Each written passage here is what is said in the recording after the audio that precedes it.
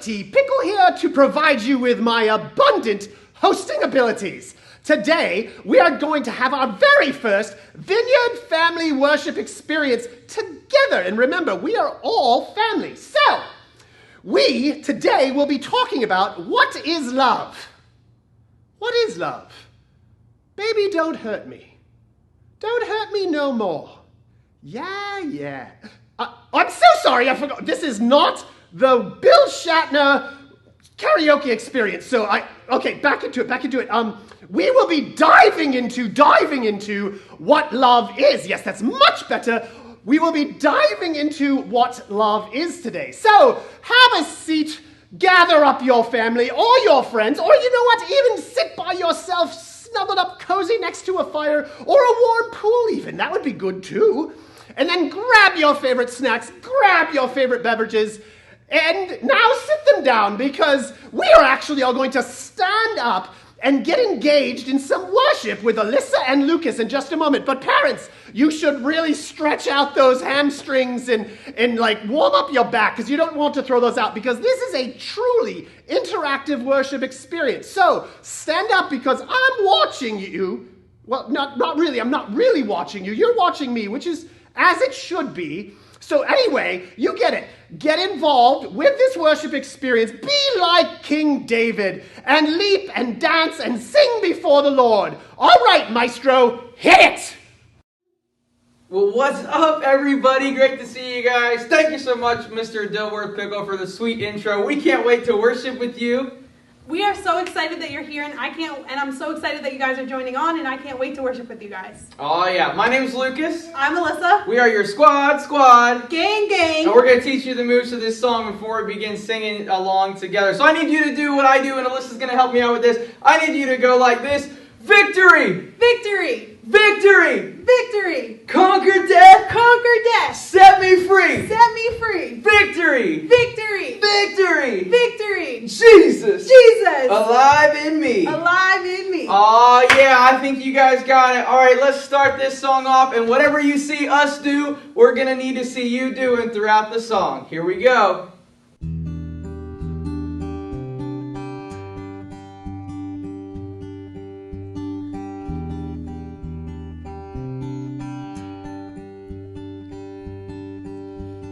Born into the hands of sin,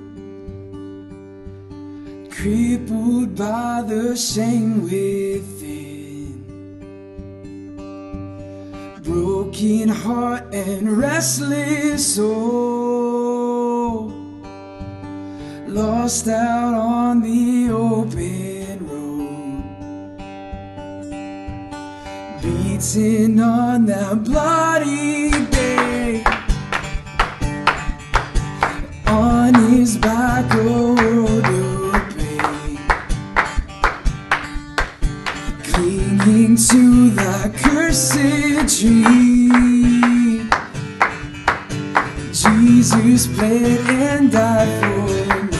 Jesus bled and died for me. Yeah. Here we go.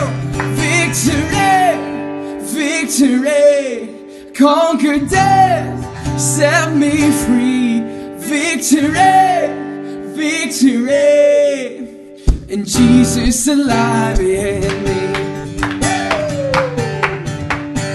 Oh, 3 days, and 3 days, and the stone gives way.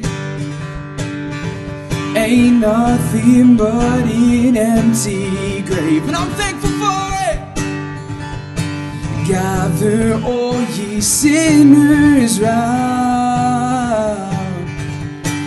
tell them what great love we found. Tell them what great love we found. Here we go. Victory, conquer death, set me free. Victory,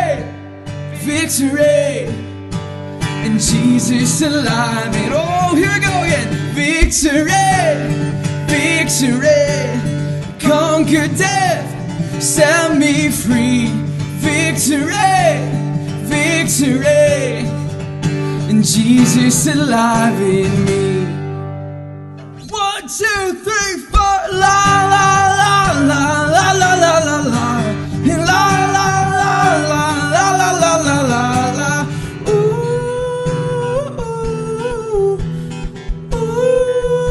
ooh, yeah. La la la la la la la la la, la la la la la la la la la la. Ooh, ooh, ooh.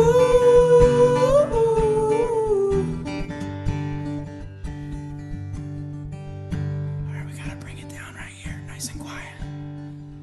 And lead me to the water deep, in the gracious current I'll sink. But I will rise there to my sin. Oh, here we go. Christ in me and I in Him. Christ in me and I in Him. Christ in me and I in Him. Here we go. Victory, victory, conquer death, set me free. Victory, victory, and Jesus alive in. Oh, here we go again. Victory, victory, conquer death, set me free. Victory, victory, oh Jesus, and Jesus alive in me. All right, here's that one part. Everybody, on your feet, really quick. We gotta go totally crazy. Here we go. 1, 2, 3, 4. La la la la la la la la la. La la la la la la la la la la. Ooh, ooh, ooh, ooh. Yeah. La la la la la la la la la. La la la la la la la la la la.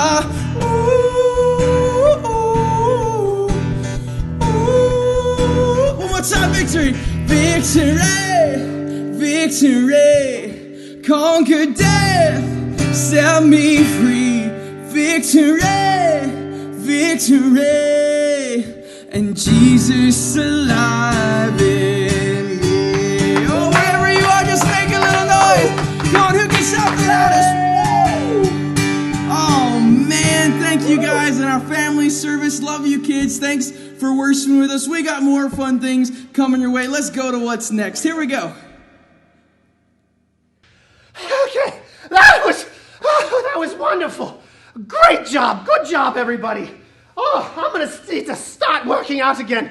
This quarantine has me doing nothing but cupcake curls, and as wonderful as that has been, I don't think I can stick to my regimen of 24 a day. Huh.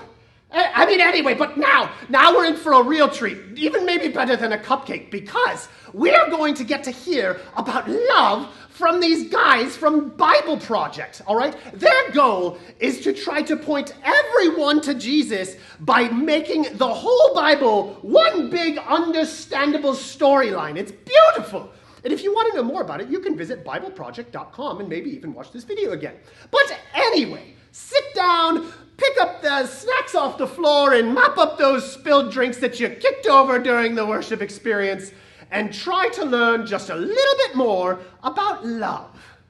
So, if you've heard of Jesus, you probably know about one of his famous teachings called the Golden Rule. Do to others what you would want them to do to you. And this, actually, is a restatement of something else that Jesus said, that the meaning of life is to love God and love your neighbor as yourself. Now, that's really beautiful, but what does he mean exactly by the word love? It's an unclear word in English, because you can love your mom and you can love pizza. And if the word love means the same thing in both of those cases, your mom's gonna feel real bad. So what did Jesus mean in his language? Well, first of all, this love your neighbor phrase is a quotation from the Hebrew scriptures, where the word for love is ahava. However, the language Jesus spoke and taught in from day to day, it was a cousin language of Hebrew, that is Aramaic, in which the word for love is rachma. But then, as Jesus' followers spread his teachings around the world, they translated them into Greek, using the word agape. But here's what's fascinating. The earliest followers of Jesus, who wrote the books of the New Testament in Greek, they didn't learn the meaning of agape by looking it up in ancient dictionaries. Rather, they looked to the teachings of Jesus and the story of his life to redefine their very concept of love. So one time, Jesus was asked about the most important command in the Jewish scriptures. And he first quoted from the ancient prayer in the Torah called the Shema. Love the Lord your God with all of your heart. So love for God is the most important thing. But then Jesus quickly followed up by saying another command from the Torah was also the most important, to love your neighbor as yourself. So which is the most important, loving God or loving your neighbor? Jesus' answer is yes. To ask the question means you don't get his point. For Jesus, they are two sides of the same coin. Your love for God will be expressed by your love for people, and vice versa, they're inseparable. And so this makes it clear that for Jesus, agape love is not primarily a feeling for someone else that happens to you, like our phrase, I fell in love. For Jesus, love is action. It's a choice that you make to seek the well-being of people other than yourself.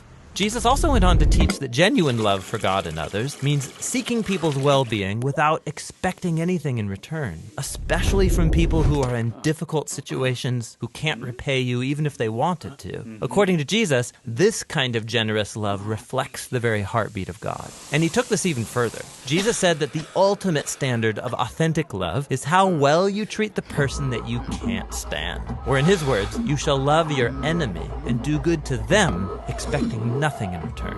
For Jesus, this kind of enemy-embracing love imitates the very character of God himself. Now, we wouldn't be talking about Jesus still today if he had only said things like love your enemy. This is how he actually lived. Jesus was constantly helping and serving the people around him in very practical and tangible ways. And he consistently moved towards poor and hurting people who couldn't benefit him in return. He showed love for the forgotten ones, the people who usually fall through the cracks. And when Jesus eventually marched into Jerusalem, he made himself an enemy of the leaders of his people by accusing them of hypocrisy and corruption. But then instead of attacking his enemies to overthrow them, he allowed them to kill him. Jesus died for the selfishness and corruption of his enemies because he loved them. After Easter morning, Jesus and then his followers claimed that it was the power of God's love for the world that was revealed in Jesus' life, death, and resurrection. As the Apostle Paul put it, God demonstrated his own agape for us in this: while we were still sinners, the Messiah died for us. Or in the words of the Apostle John, God's own agape was revealed when he sent his one and only Son into the world so that through him we could have life. And for John, then, this leads naturally to the conclusion, beloved ones, if that's how God has loved us, then we ought to show love for one another. So Christian faith involves trusting that at the center of the universe is a being overflowing with love for his world, which means that the purpose of human existence is to receive this love that has come to us in Jesus and then to give it back out to others, creating an ecosystem of others-focused, self-giving love. And that's the New Testament meaning of agape love.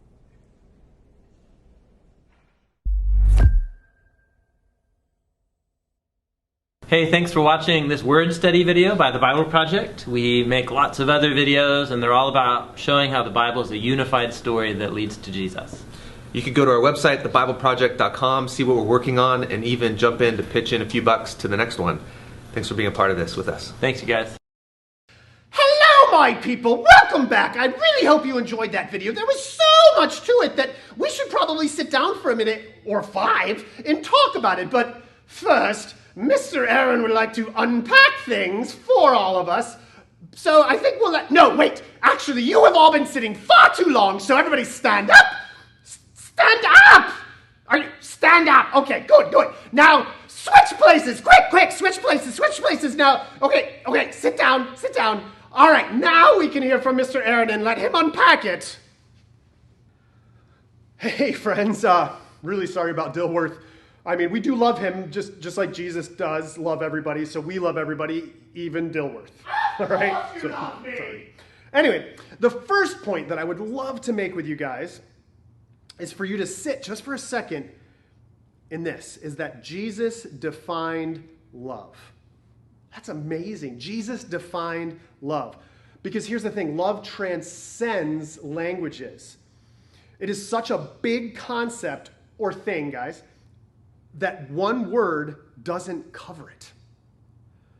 Now, back in Jesus' time, they didn't have dictionaries to define words, and I'm pretty sure that even if they did, it still wouldn't have given as good a definition as Jesus' life, which defined love, did for us, right?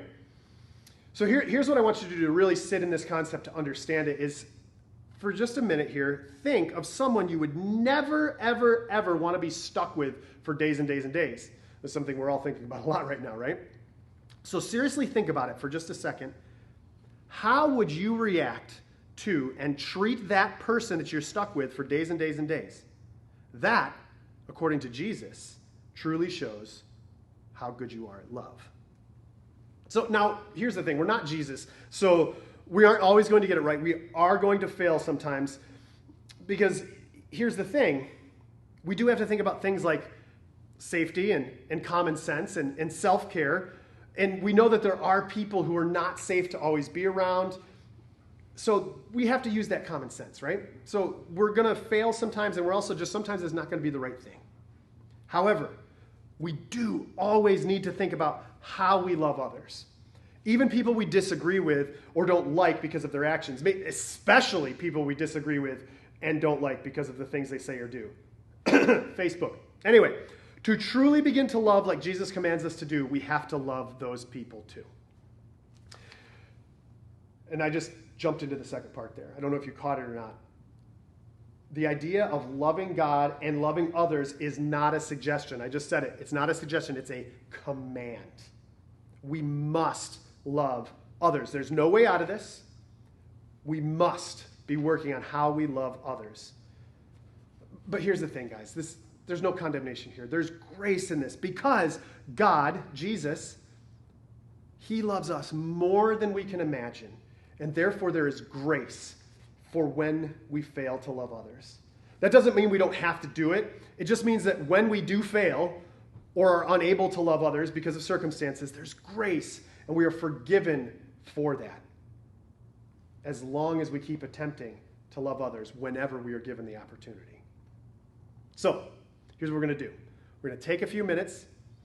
We're going to discuss some of the questions that will be shared by Dallas Hampton in just a moment. And here's the thing. I want you to enjoy this time. Don't feel any guilt about your answers. Answer truthfully. Really, what do you think? Use this time as a time to grow and know. Here's the thing, guys. Know that none of us are perfect at love. I'm not. Pastor Mark's not. Pastor Mark's definitely not. No, I'm just kidding. But no, nobody's perfect at love, guys. We are all a work in progress. But that right there, that is the key. Progress. Continue to grow in your ability to love others. Now, before we are graced with the cuteness that is Dallas Hampton, take 1 minute. There'll be a countdown and play paper, rock, scissors. And the winner gets to respond first to Mr. Dallas Hampton's questions. Have fun, guys, and good fortune.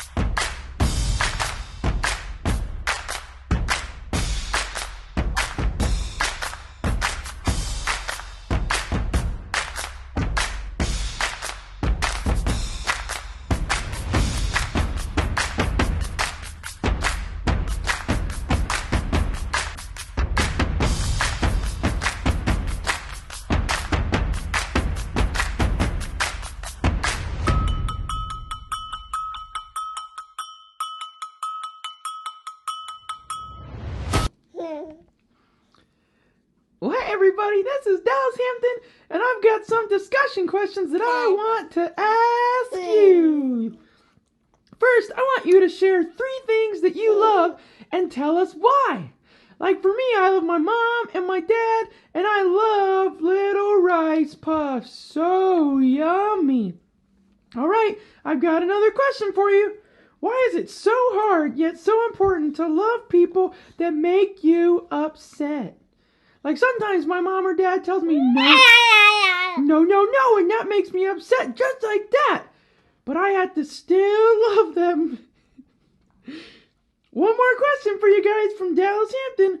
What are some ways that you can show love to others this week? We'd love to know. Talk amongst your family and your friends. How can you love other people this week? Or let us know in the comments what you think. All right, I'm starting to cough, so I gotta go. See you guys later.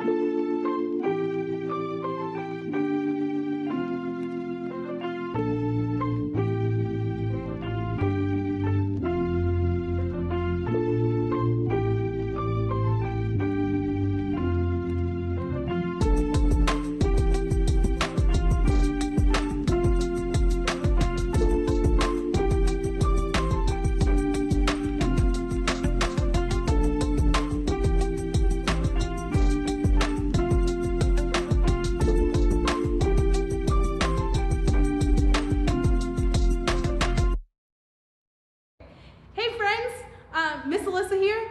I'm super excited to see you guys jumping on and joining us for our first ever family service. We are going to do our memory verse, and it's found in the book of Matthew, chapter 22, verse 37 through 39. And we're going to be learning this together over the next few weeks.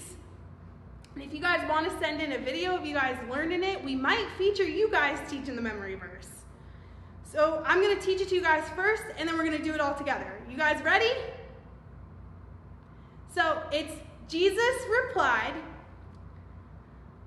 "Love the Lord your God with all your heart, with all your soul, and with all your mind."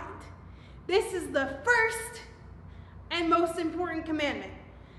The second most important commandment is to love your neighbors as yourself. And you got to point to yourself. All right, are we ready? We're going to do this one more time. We're going to go a little bit faster. Okay, so it's Jesus replied, "Love the Lord your God with all of your heart, with all of your soul, and with all of your mind." This is the first and most important commandment. The second most important commandment is to love your neighbors as yourself. And that's in Matthew 22, verse 37 to 39. All right, you guys did amazing at it.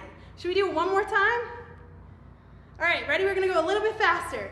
So it's Jesus replied to love the Lord your God with all your heart, with all of your soul, and with all of your mind.